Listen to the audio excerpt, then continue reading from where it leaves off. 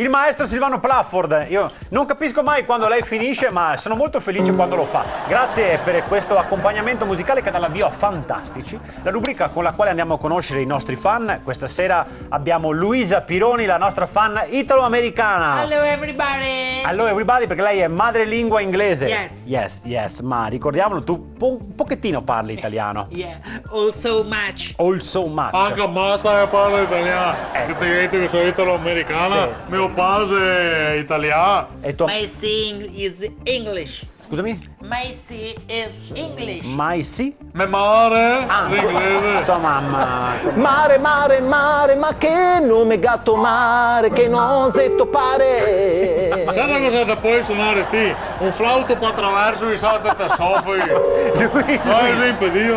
Luisa, questo abbiamo e questo ci teniamo. Però effettivamente il maestro Silvano Plafford con la sua musica ci dà uno spunto per una domanda. Parlaci della tua famiglia. Beh, ora i miei si erano sposati che erano tanto giovani e ieri il 31 maggio del 1970 si erano sposati assieme a mattina. Beh, è un orario strano, no? Una volta si sposava presto. Sì. E mio padre era fornaro. E era sempre al forno mio che ho visto tanto poco qui. Salutiamo anzi tutti i fornari all'ascolto perché hanno una vita abbastanza complessa, no? Sì, a perché parte ci si alza presto, si lavora fino a tardi. Sì, a parte quello, che aveva anche una bella figlia di femmine che andava a cattarlo in bottega, tutti innamorati di mio papà. Ma tuo papà era uno fedele oppure... Diciamo che teneva volentieri a bottega aperta. No, non indaghiamo. Salutiamo tuo papà, ma salutiamo anche tua mamma a questo punto. Ma sì. Sì, era a casa, casalinga e gli piaceva tanto fare The life of the big Michael.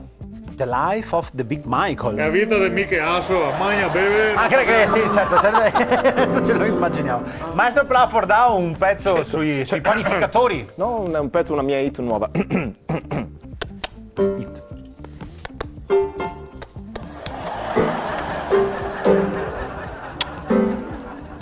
Come si chiama questa hit? Basi musicali. Per favore.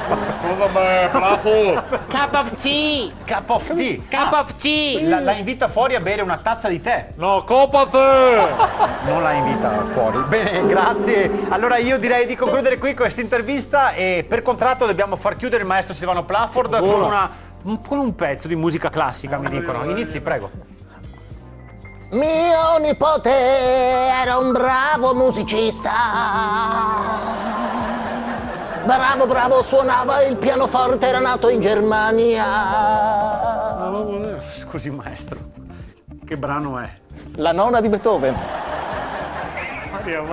Offendilo pure. Posso offenderlo adesso? E ora, guardate Thelma e Louise, è il film, te cambi sesso, te vai in America con un'amica, te noleggi una cabrio rossa, te riguardi il film, te chiappi spunto e buttate basso da un buron, copate!